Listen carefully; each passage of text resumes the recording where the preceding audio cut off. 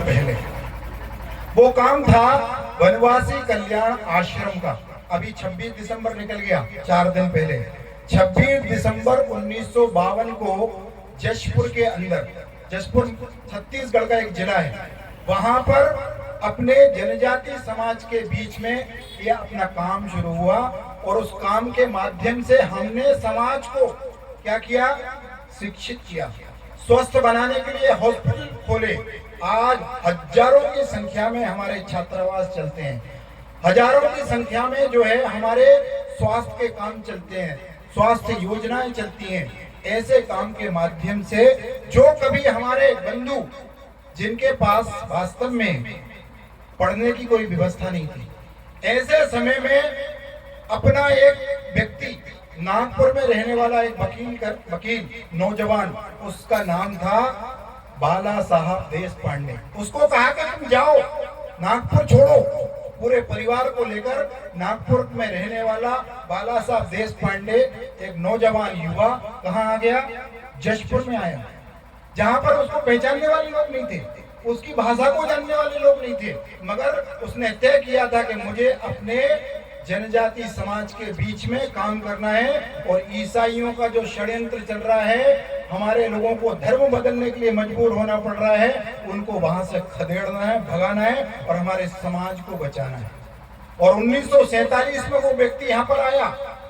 1947 के अंदर जब अपना देश आजाद हुआ था, उस समय अपना जो मध्य प्रदेश आज कहलाता है, उस समय ये मध्य प्रांत कहलाता था। इसमें नागपुर का जो सीपी एंड बरार है वो क्षेत्र आता था, झारखंड का कुछ क्षेत्र आता था, छत्तीसगढ़ का क्षेत्र आता था, और आज वर्तमान जिसको हम मध्य प्रदेश कहते हैं ये क्षेत्र आता था। तो जो पहले मुख्यमंत्री बने हमारे पंडित रविशंकर शुक्ला, इसलिए बता रहा हूं कि ये पता होना चाहिए कि ये हमारा संगठन बना कैसे। तो रविशंकर शुक्ला जब सारे प्रदेश के जिलों में घूमते घूमते आखिरी में कहाँ गए, जशपुर गए। तो बाकी स्थानों पर तो उनका खूब स्वागत हुआ, सत्कार हुआ, जय जयकार के नारे लगाए गए, फूलमालाएं पहनाई गई। मगर जब वो जशपुर में पहुंचे, छत्तीसगढ़ के जशपुर में जब पहुंचते हैं, तो कुछ लोगों ने तो उनको स्वागत सत्कार किया, मगर हजारों की भीड़ में, वो संख्या 200, 500, 1000 तक नहीं थी। आंकड़े बताते हैं उस समय के कि 10,000 से भी ज्यादा लोगों ने क्या किया, वहां पर रविशंकर शुक्ला का विरोध किया। सीएम वापस जाओ, भारत माता की जय के स्थान पर नारे लग रहे थे, जय ईसा मसीह। हाथ में तिरंगा की जगह जो है काले झंडे लहरा रहे थे, और वहां पर सीएम को वापस जाने के नारे भी लग रहे थे। 10,000 लोग कौन थे, कहां से आए थे ये 10,000 लोग? ये 10,000 लोग कोई बाहर के लोग नहीं थे, ये हमारे ही जो जनजाति आदिवासी समाज के लोग थे। उनको ईसाइयों ने एक छोटी सी क्रोसिन, आज जिसको हम पैरासिटामोल कहते हैं, उसके अभाव में उनको ईसाई बनने के लिए मजबूर किया। पढ़ाई के नाम पर, दवाई के नाम पर उनको मजबूरी में ईसाई बनना पड़ा। भूखा व्यक्ति क्या ना करता, चावल की व्यवस्था थी, मुट्ठी भर चावल भी सवेरे शाम के भोजन के लिए उपलब्ध नहीं थे, तो ईसाई उनको देते थे। इसकी आड़ में धर्मांतरण किया। वो 10,000 से भी ज्यादा जो लोग हैं, वो सारे हमारे ही बंधु जो आज ईसाई और मुसलमानों के, ईसाइयों के साथ में आ गए थे, वो उस रैली के अंदर आए थे नारा लगाने। ये दृश्य जब पंडित रविशंकर शुक्ला ने देखा, तो उस समय के एक बड़े समाज सेवी हो गए महाराष्ट्र के, ठक्कर बाप्पा।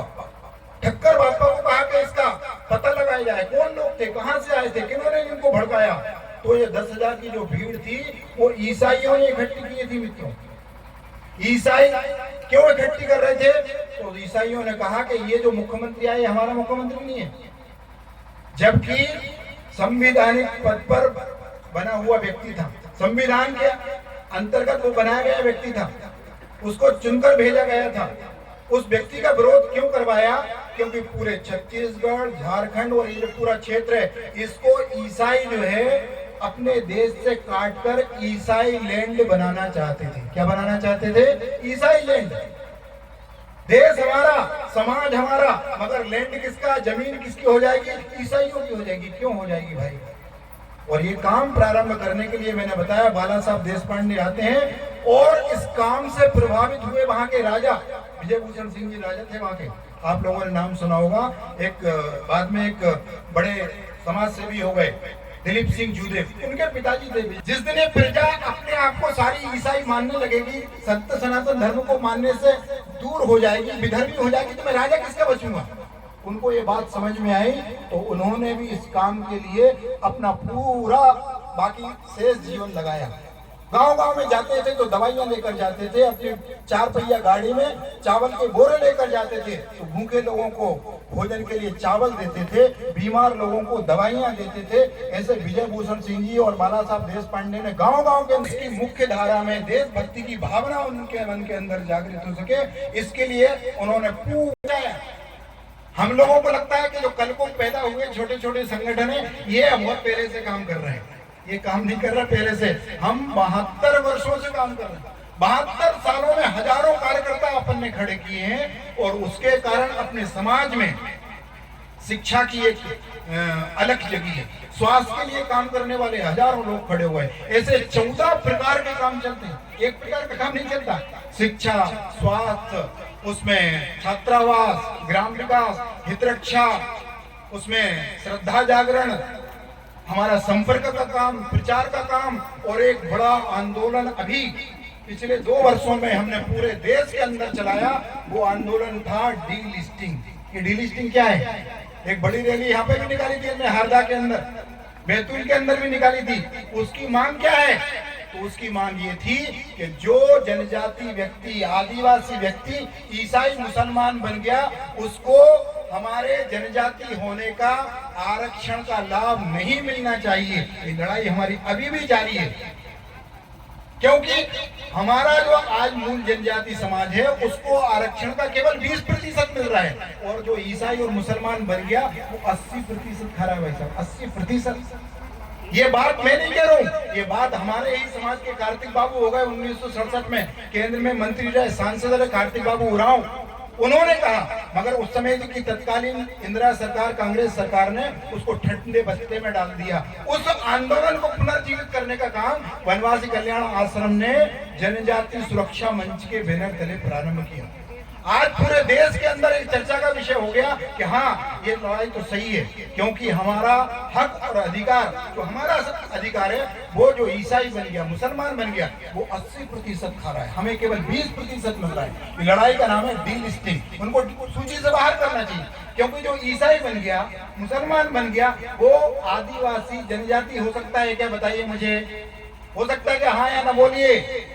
नहीं हो सकता, इसलिए उसको सूची से बाहर किया जाए। हमारी आने वाली पीढ़ी, आने वाले बच्चों का हक अधिकार कौन छीन रहा है? ईसाई बने लोग छीन रहे हैं, मुसलमान बने लोग छीन रहे हैं, इसलिए उनको सूची से बाहर किया जाए, डिलीट किया जाए उनको। जैसे मोबाइल से कचरा बाहर कर देते हैं ना हम लोग, ऐसे हमारे समाज का वो कचरा है, उनको बाहर करना पड़ेगा, नहीं तो आने वाले समय में हमारे बच्चों को नौकरियां नहीं मिलने वाली। इसका नाम है डीलिस्टिंग। इसलिए इस आंदोलन को भी हमारे लिए और आगे बढ़ना पड़ेगा, इस लड़ाई को लंबी करना पड़ेगा, और इसको जीतने के लिए हमारे लिए कमर कसना पड़ेगा। इसका नाम है डीलिस्टिंग। और इसके साथ साथ महिलाओं के बीच में काम चलता है, युवाओं के बीच में काम चलता है। हमारी जो पारंपरिक लोक कला है, जैसे हमारे यहाँ ढोल है, मांदल है, नृत्य है, संगीत है, बांसुरी है, टिमकी है, इनका वादन बंद हो गया। आज हमारे समाज में काय का चलन हो गया? डीजे का। क्यों भाई? अगर डीजे बजाएंगे तो हमारी जो मूल संस्कृति है, हमारी पहचान जो है वो समाप्त होगी कि नहीं?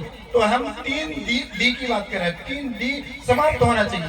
डीजे बंद होना चाहिए, दहेज बंद होना चाहिए, और तीसरी बात दारू की भी कर रहा हूँ। मगर हमारे तो देवी देवता भी धार के बिना मानते नहीं है ना, तो वो उनके लिए चढ़ाएंगे, मगर हम बिना धार के रह सकते नहीं। हमें भी धार चाहिए भैया। क्यों चाहिए? बिना धार के नहीं रह सकते क्या? देवी देवता को चढ़ाएंगे हम धार, मगर हम बिना धार के।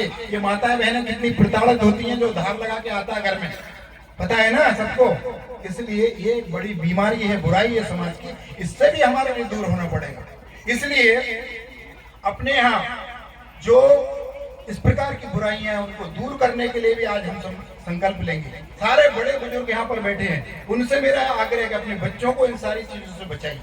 और साथ में हमारे जो समाज के अंदर महापुरुष हो गए हैं, जो हमारे यहाँ क्रांतिकारी हुए हैं, जननायक हो गए हैं, उनको सबको उनके जीवन को पढ़ाना पड़ेगा, बताना पड़ेगा। मैंने 2 यहाँ के महापुरुषों के नाम लिए थे, गंजन सिंह का नाम लिया था, बाबा गंजन सिंह का, और सरदार विष्णु सिंह जी गौंड का नाम ध्यान में आते थे। टंटे मामा का नाम याद था, या भगवान बिरसा मुंडा का नाम याद था, या रानी दुर्गावती का नाम याद था।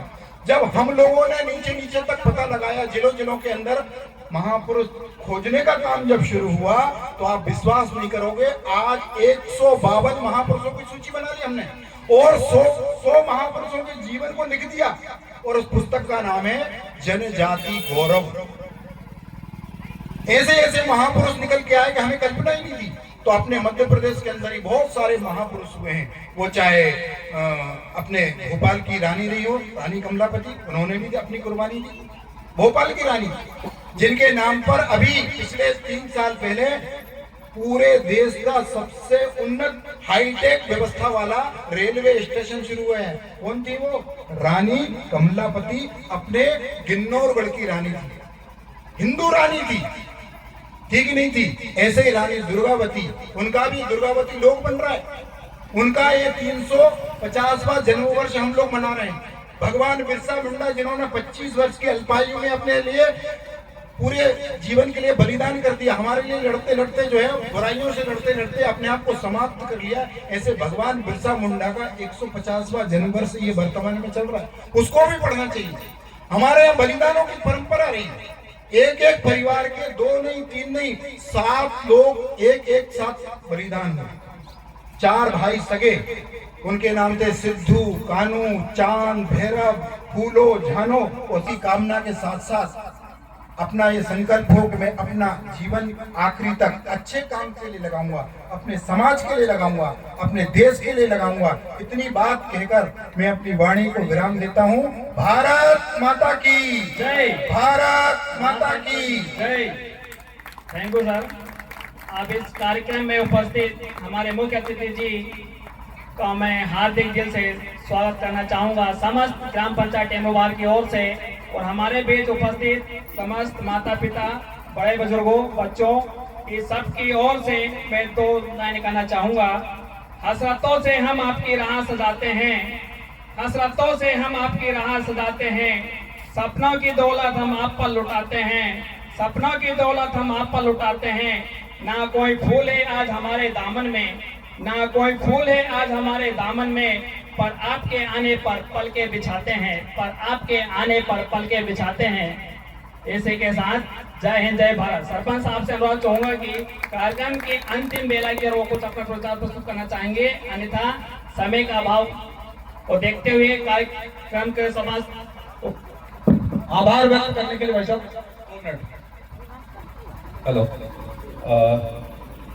मंच पर उपस्थित सभी सम्मानीय अतिथि और मेरे ग्रामवासियों, आप सबको नववर्ष की ढेर सारी बधाई, शुभकामनाएं। और आपने हमें अपना अमूल्य समय दिया, इसके लिए तहे दिल से धन्यवाद, आभार।